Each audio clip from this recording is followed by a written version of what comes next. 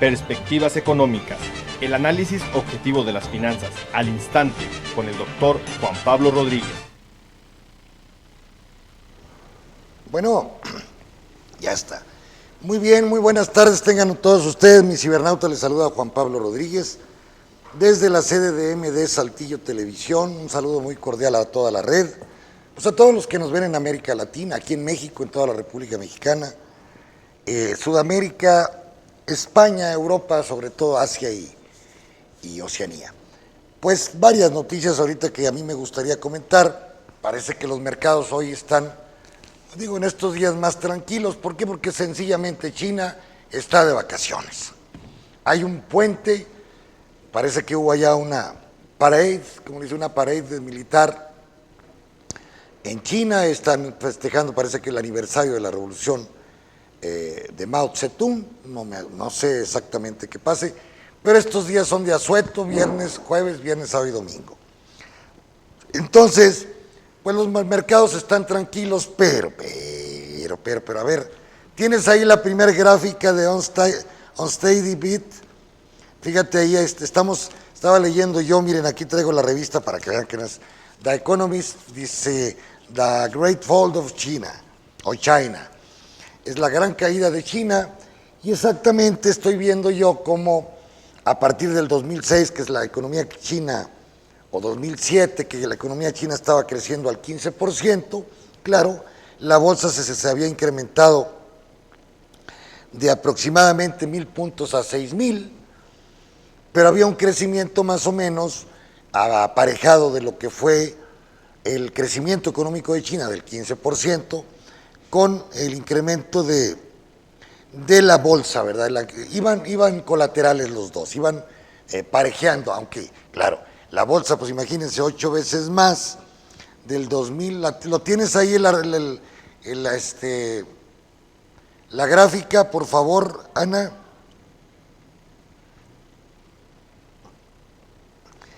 Van ustedes a observar, ahorita les voy a presentar 3 gráficas que salieron en The Economist de Londres, y en efecto la economía se había crecido al 15% en el 2007, y la bolsa se había destapado de 1,000 puntos a 6,000, 6 veces más, la locura.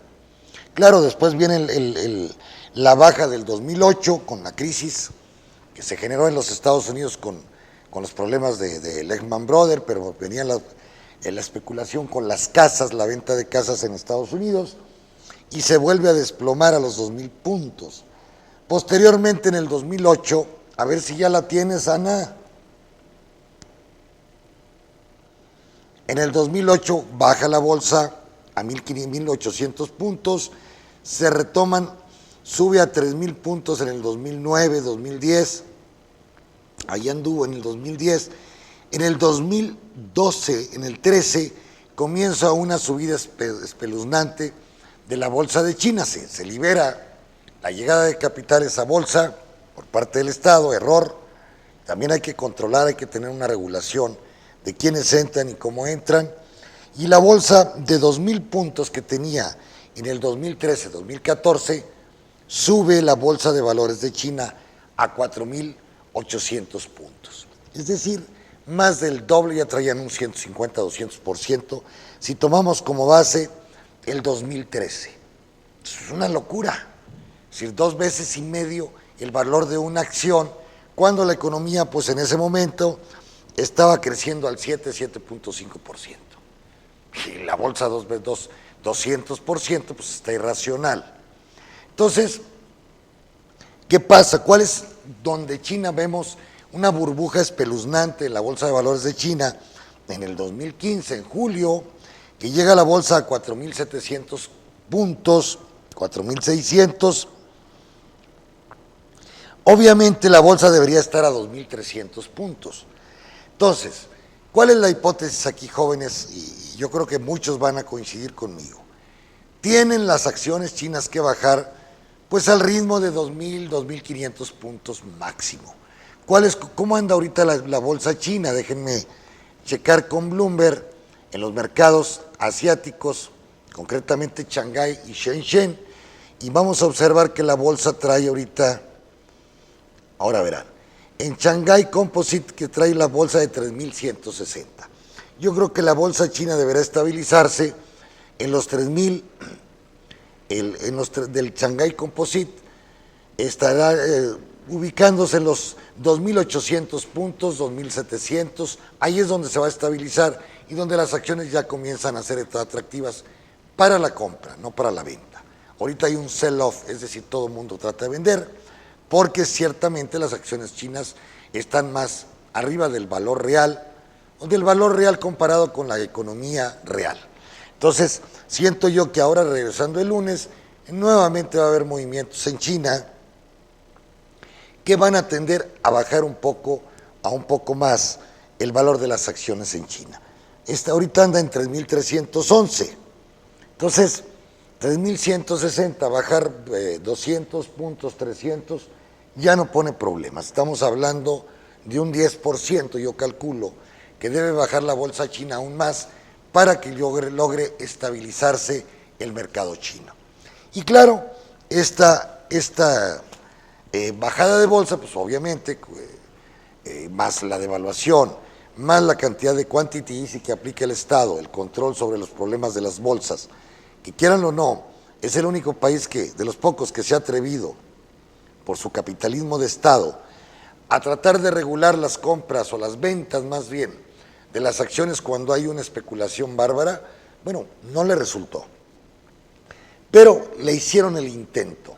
Entonces, esto está provocando, independientemente de todas las cosas, de que la gente en China, algunos piensan que todavía va a seguir devaluándose el yuan, y hay una salida también vía subfacturación que calcula Rogoff, déjenme ver quién, en el caso de...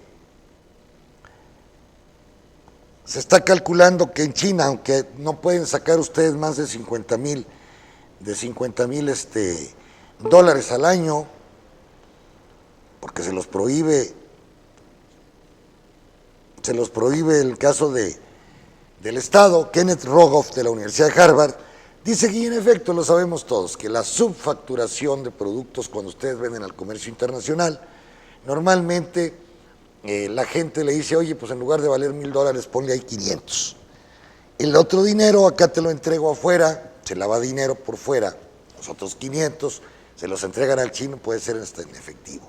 Y le conviene también al comprador o al vendedor, al comprador no le conviene tanto porque es un costo más bajo, pero cuando se vende, en este caso puede haber una subfacturación para que los chinos no estén registrando al Estado pues la cantidad de ingresos.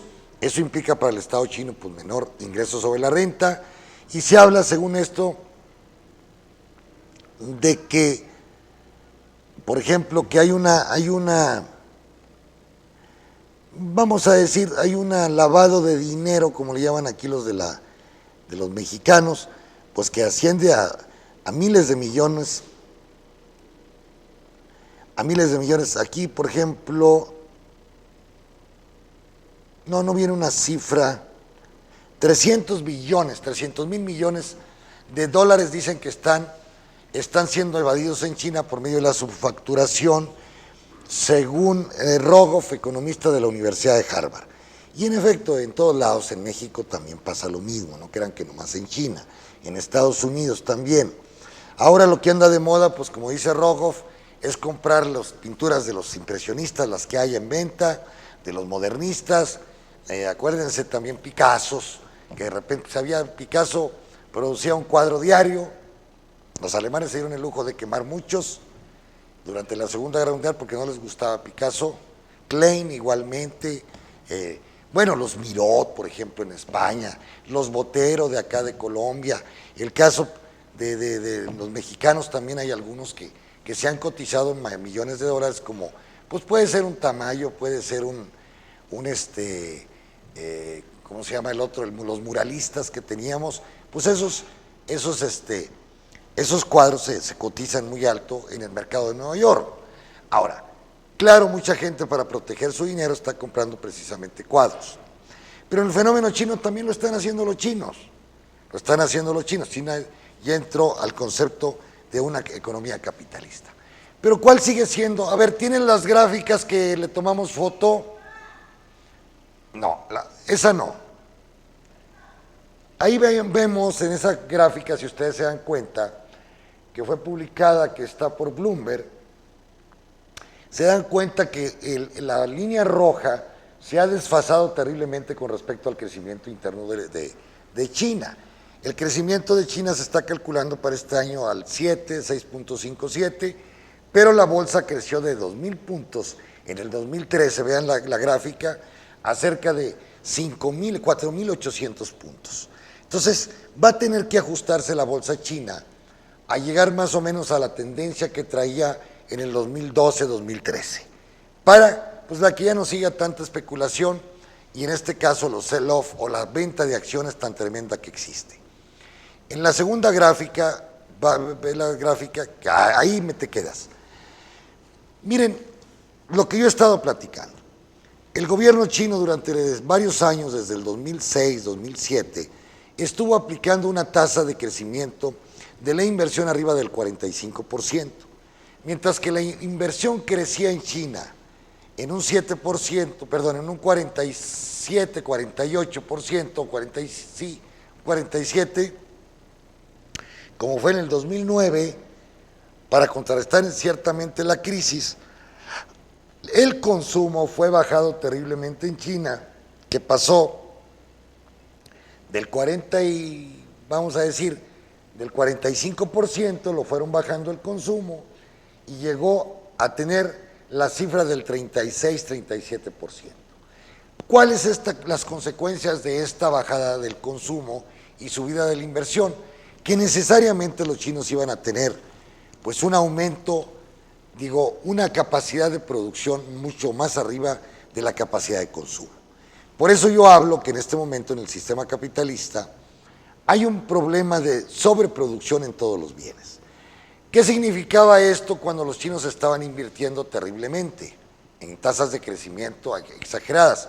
Pues que consumían mucha soya, mucho acero del Brasil, cobre del Perú y de Chile, consumían ganado de Australia, consumían minerales también de Australia, consumían trigo de la Argentina o de Canadá, y en fin, una serie de materias primas. Al estabilizarse la inversión, o bajando la inversión del 45 al 42%, se dice que ya en este año la inversión probablemente llegue al mismo porcentaje que los consumos. Eso implica que van a tener que consumir pues, menos petróleo, menos materias primas. Al haber menos consumos por China, pásame la otra gráfica, por favor. Ahí vemos. Si ustedes ven, la línea roja representa China. La línea roja es China y hay otros países emergentes. La más roja es China. Ahí hay no se distingue perfectamente bien, es la de abajo. Y ustedes van a observar, jóvenes, pues que China ya representa una gran parte del crecimiento a nivel mundial. Esta es una gráfica de la OCDE. Entonces, China representa ya, el impacto de China en los crecimientos de la economía mundial son mayor que todos los países desarrollados del mundo. ¿Cuál es la línea anaranjada que ustedes ven en medio? En 2012, 13, 14 y 15. Pues van a darse cuenta que ahí entra India, entra Brasil, entra Turquía, entra México, países emergentes. Ya los países emergentes comienzan a tener peso en el motor de crecimiento de la economía mundial. Y los países desarrollados que se están envejeciendo, si bien traían muy poco, vamos a decir, Estados Unidos, que representa lo más azul, pues representó muy poco, por ejemplo, en el 2011, casi no representó nada. Los otros países europeos, los ricos, Australia, Japón, Nueva Zelanda, toda Europa, pues tenían mayor participación. Hoy los Estados Unidos ya le están ganando a todos los países del primer mundo en su participación como motores del crecimiento a nivel mundial. Pero ahí viene la cuestión, China sigue teniendo preponderancia, sigue teniendo más impacto en este momento que el crecimiento norteamericano. Porque la gráfica, lo rojo que representa China es superior a lo azul oscuro que representa en este caso los Estados Unidos. Entonces, pues lo que pasa en China obviamente nos va a afectar a todos. Y nos está afectando con la baja de las materias primas, Con la fuga de capitales también que hay de China hacia el tercer mundo, hacia el primer mundo, se está revalorizando el dólar. Estados Unidos comienzan a tener problemas de exportación y crecimientos en su industria manufacturera. Y esto afecta a todo el mundo. Concretamente México, que tiene el 80% de su comercio con los Estados Unidos, es decir, el 80% del total de lo que nosotros exportamos, 300,000 millones, se lo exportamos a los Estados Unidos. Entonces para nosotros sí es muy impactante lo que pase en la economía norteamericana. El hecho de que bajen el desempleo del 5.4 al 5.2 o 5, pues implica, señores, 500,000 o 700,000 empleos más que se dan en Estados Unidos, pues son 700,000 gentes que están consumiendo. Y esto para México, que produce carros, televisores, electrónica, una serie de carne, productos agrícolas para Estados Unidos, pues es un gran impacto para la economía mexicana. Cosa que ahorita, con esta situación de la propia crisis, que yo ya hablo, no es una crisis financiera, muchos dicen es debido a China, la especulación que se generó por las monedas, por la bolsa de valores. Claro, hay mucho dinero fácil, la gente tiene ahorros, va y pide prestado cuando las tasas de interés son ceros o muy bajas, 2%, 3%, pide prestado y le apuesta a la bolsa, donde pueden ganar hasta un 40-50%, como lo está demostrando actualmente todas las cifras que se tienen en China. Estaba ganando la bolsa un 150%, será la locura, un 150% este año, es una locura. Entonces, se van a estabilizar las bolsas, pero entramos a un bajo crecimiento, a un crecimiento secular mínimo, donde pues apenas está pudiendo crecer a nivel de la población, donde los jóvenes no tienen empleos, como el caso de Grecia, España, México, Brasil, Argentina, todo el mundo, donde hay una masa de desocupados mal pagados en todo el mundo, donde el salario, como lo he repetido aquí muchas veces, no crece, y entonces este consumo está creciendo menos que la productividad. Eso es definitivo. Como el fenómeno chino, debido a las grandes inversiones, Mario Dávila me decía ayer, un amigo que es del TEC de Monterrey, también de que en los últimos 4 o 5 años, países como Malasia, India, Indonesia, China, pues han metido más de 2-3 mil millones de gentes al mercado laboral. Y eso implica que pues, esas gentes consumen. No más que, como le digo a Mario, el problema es que se invirtió más allá de lo que podían ser los consumos. Y esto generó un superávit, una gran cantidad, un glut de petróleo, de acero, de todo en el mundo. ¿Cuál es la respuesta actualmente? O las consecuencias que determina el mercado cuando hay una gran sobreoferta, el precio de los bienes tienden a disminuir. Y al disminuir los precios, disminuye la tasa de ganancia. Al disminuir la tasa de ganancia, disminuye el ahorro o la inversión que se va a dar el próximo año. De ahí que creemos nosotros que el 2016, pues poco crecimiento va a tener la economía mundial. Y esto, pues le va a pegar a México. Que a pesar de los optimismos del señor Peña Nieto, imagínense hasta la encuestadora Mitofsky, que pertenece a Televisa y de Peña Nieto le da un 36% de aprobación, que no es cierto. El San Antonio News habla de una aprobación de Peña Nieto del 10%. Es decir, ¿por qué? Porque se han demostrado corruptelas dentro de su familia y dentro de su aparato burocrático, como el secretario de Hacienda y otros, y aparte que la economía no ha funcionado. Como decía Clinton, la economía es estúpido. Ahora sale una cifra de un escritor que está ahí en el Financiero, dice, la demanda, estúpido, la demanda. Es decir, la demanda está siendo carente y necesitamos más demanda no solamente en México, sino a nivel mundial. Ahora bien, el fenómeno chino, pues ahí ahí va a estar. ¿Quiénes son los países más afectados? Pues en América Latina, Perú, Chile sobre todo, Brasil y Perú, y en este caso Venezuela y Colombia. En el caso del África, fíjense, hasta un 30% de las exportaciones de países como Ghana, países como el Congo belga, o no sé ahora cómo le llaman, Australia están siendo tocados, Mongolia, van a estar súper tocados, Irán, por ejemplo, Yemen, están tocados tremendamente con las exportaciones a China. No se diga de la de Burma, de Vietnam, de Filipinas, pues toda esa parte del sudeste asiático, que se van a ver afectados por la baja de la actividad en China. Entonces, pues esto nos incumbe a todos, la economía está íntimamente relacionada, hay una simbiosis ya a nivel mundial, ya no puedo decir, pues le afecta a México y no le afecta a Estados Unidos, a todos nos afecta, a todos. Ya el sistema capitalista es mundial, hay la globalización, o como dicen los franceses, la mondialización, así le dicen los franceses, no dicen globalización. Entonces, ellos hablan de que el mundo está tan interactuado en sí mismo que cualquier cosa que pueda pasar hasta en África, cualquier país del África, retumba en todas partes del planeta. Bien. En lo que concierne a México, pues ¿qué les puedo decir con este país de Disneylandia? Fíjense, país tan pobre y tan subdesarrollado, pero con una dignidad que es de admirarse y con una entereza. El pueblo guatemalteco hoy tiene en la cárcel al presidente de la República. Igualmente, un presidente que lo demostraron que tenía muchas corruptelas con problemas del comercio internacional, de una aduana. Bueno, en el caso mexicano, lo de la Casa Blanca, claro, lo dejan libre a Peña Nieto y a su esposa por la adquisición de dicha casa y al secretario de Hacienda. Entonces, pues es muy grave lo que pasa. ¿Por qué? Porque lo único que muestra es que en este país está la impunidad que campea por todos los estados de la República Mexicana, gobernadores súper corruptos, presidencias de la República súper corruptas con todos sus secretarios, burocracia media súper corrupta.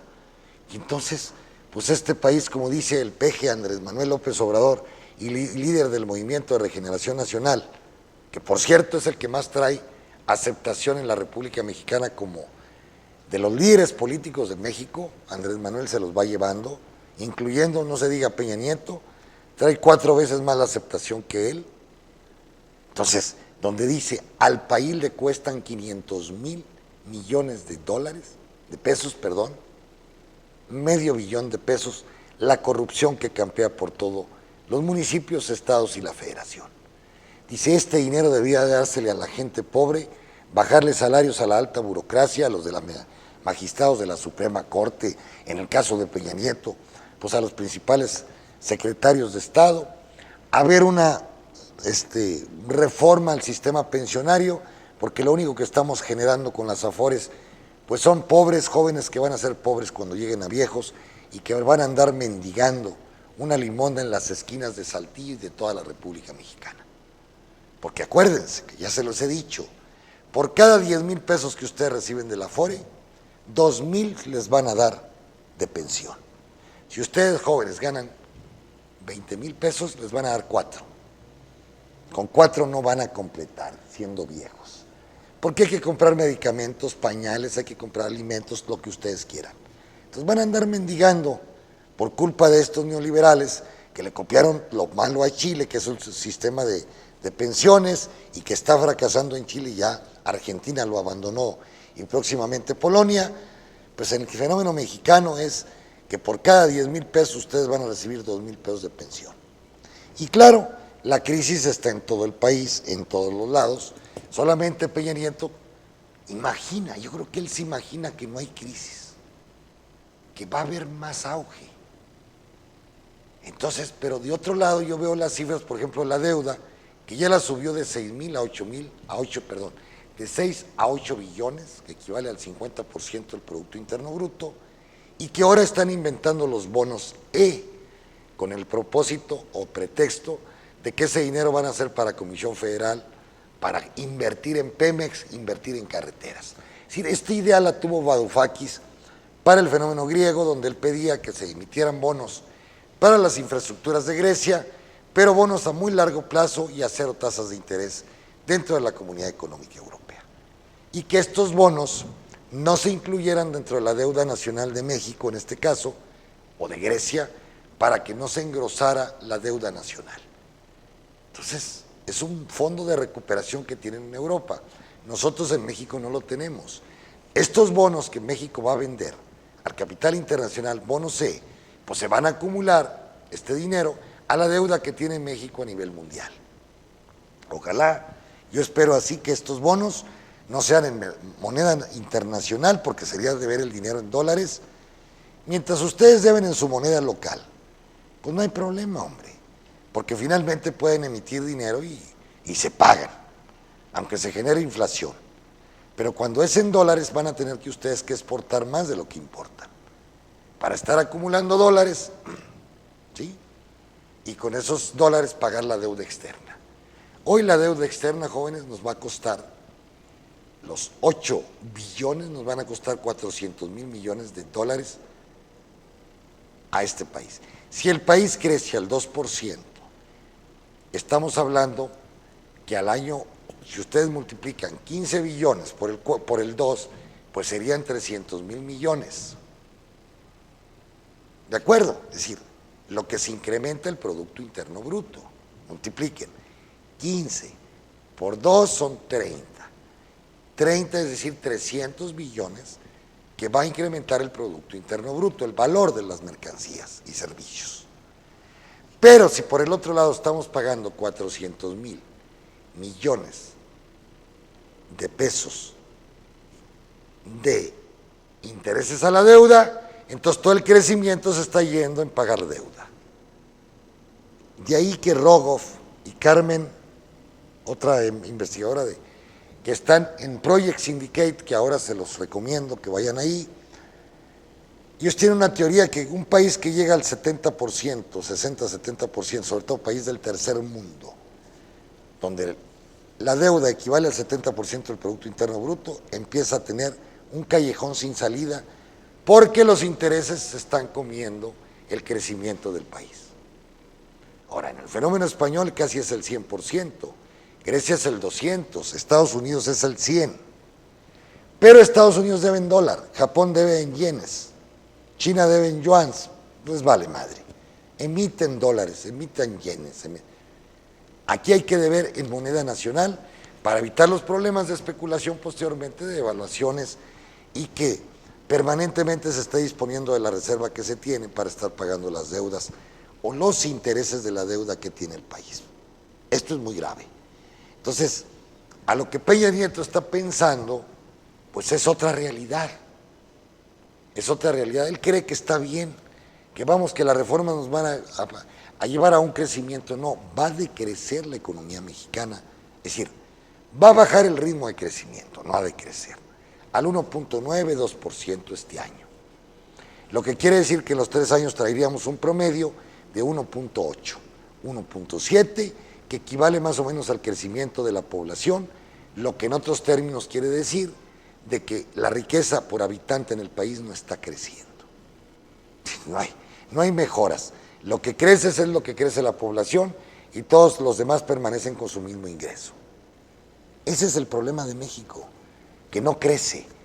Y claro, como dice Carmen Reinhardt, de la Universidad de Harvard, vean el artículo de Carmen, déjenme ver si en Project Syndicate, donde Carmen dice que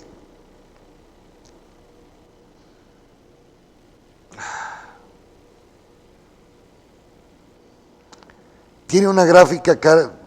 ¿Puedes ir a Project Syndicate tú, Ana?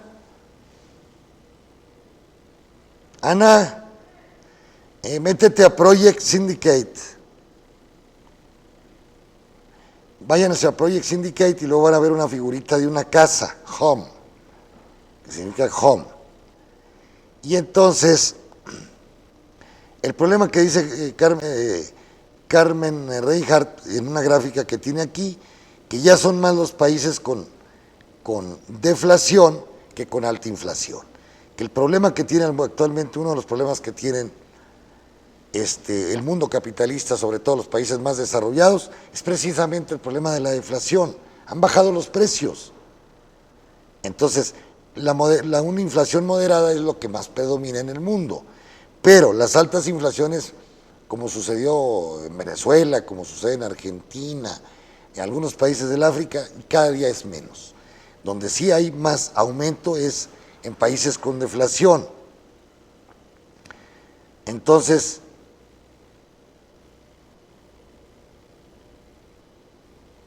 ¿Dónde? Pues en Irán, Rusia, Siria, Ucrania, Venezuela y Argentina.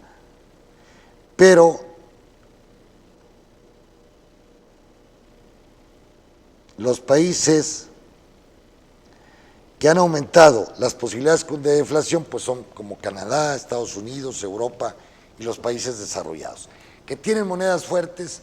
Al bajar las materias primas, el petróleo, pues los precios no suben, al contrario, están bajando, y esto pues es un impedimento para que sus economías puedan crecer, porque cuando crece la deflación o entran a deflación, las deudas automáticamente son más pesadas, porque bajo crecimiento equivale a deflación. No se pueden pagar y no se desvalorizan las deudas por la propia inflación. Y en este caso, en el caso mexicano, ahí presume Peña Nieto que la inflación ha bajado al 2.6. Claro que ha bajado la inflación en México porque no hay consumos. Y también los consumos que tenemos de materias primas internacionales han bajado de precio, excepción del petróleo, que lo maneja él mismo, y que es su caja chica para poder seguir haciendo las barbaridades que acostumbran, para pagarle mucho a la prensa porque se publicita todos los días en televisión, gastos innecesarios como celulares, garrotes, viejas, todo lo que ustedes puedan imaginar dentro del aparato burocrático. Y mientras la gente en México, pues todos jodidos, con bajos salarios, con bajos consumos, entonces la economía pues no puede crecer. Ese es el drama de la economía mexicana, y hoy se le unen ya muchos países con modelos neoliberales, como mismo Grecia, que va a tener un referéndum, y que el sí y el no están súper empatados para los términos de la austeridad, que los sí y no a la austeridad está empatada, y no sabemos qué va a pasar con ese país helénico.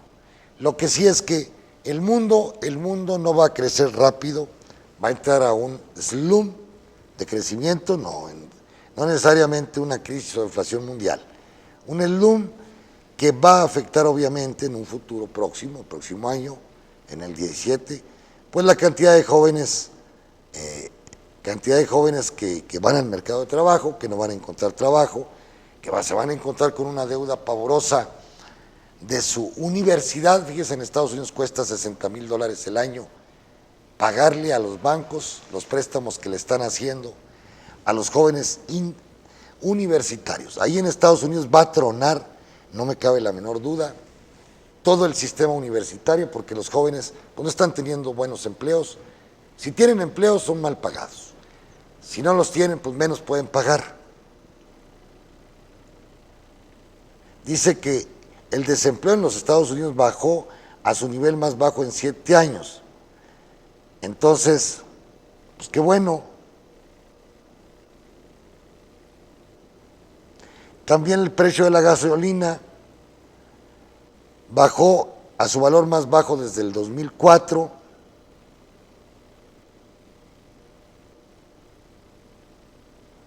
Y el número de nóminas o de empleados subió a 173,000 desempleados. Es decir, fueron contratados 173,000 jóvenes básicamente, más en los Estados Unidos. Lo que ya están hablando de una tasa del desempleo del 5.1 meta que se había propuesto en la ciudad de Guilin y desde que estaba el señor Bernanke. Entonces, pues serán buenas noticias para Estados Unidos, y muy probablemente pues esto obliga a la Reserva Federal, que si no es en septiembre, como nosotros no creemos que sea en septiembre, y que ahora pues se está previendo que las tasas de interés aumenten a principios del 2016. Pues bueno, ha sido suerte para el gobierno mexicano,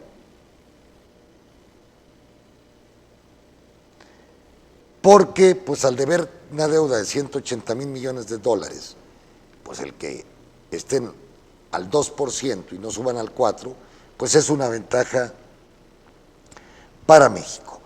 ¿Cómo andan las bolsas a nivel mundial ahora que China no está funcionando? Tranquilas, déjenme ver cómo anda. Están bajando. Están previendo que ahora que regresen los chinos va a haber un ajuste nuevamente. Tiene que bajar un 10-15% la bolsa china para que llegue a su nivel normal. Por lo pronto Europa, déjenme ver cómo le fue a Europa.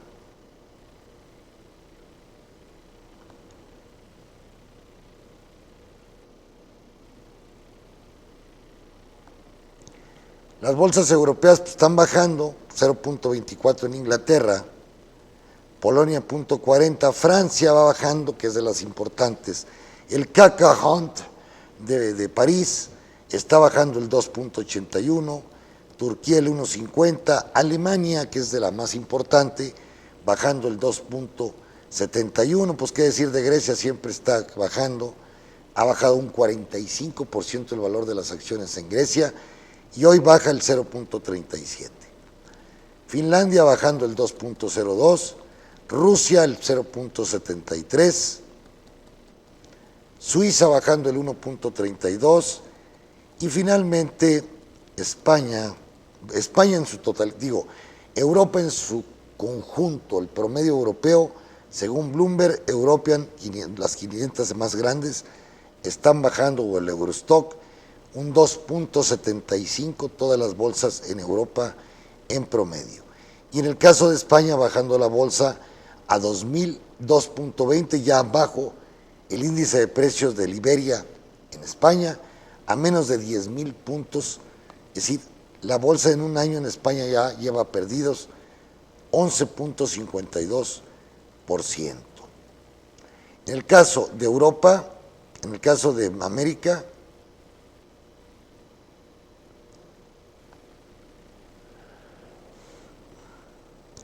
el Dow Jones va perdiendo el 1.79, el Standard a 1.69, el Nasdaq 1.17. Todas las bolsas en Estados Unidos, a excepción del Nasdaq, han perdido en todo el año, desde el 10% hasta pues un +2 en el caso del Nasdaq.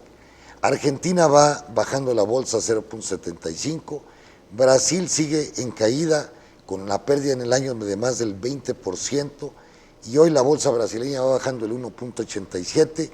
México está bajando la bolsa, el índice de precios y cotizaciones, el 1.57, y ya va en 42.605 puntos. En total del año la bolsa mexicana ya va perdiendo más del 8%. Si ustedes metieron su dinero a bolsa mexicana, lo más probable es que también vayan perdiendo. Entonces, la bolsa que más ha ganado es la venezolana con el 456.21, y hoy Venezuela va perdiendo con el 1.61%, y Chile también bajando en 2.55%. En el caso de las commodities que decía yo, hay una sobreproducción en China, China no está consumiendo en las cantidades que antes consumía de materias primas, han bajado los precios. ¿Y cómo anda el petróleo?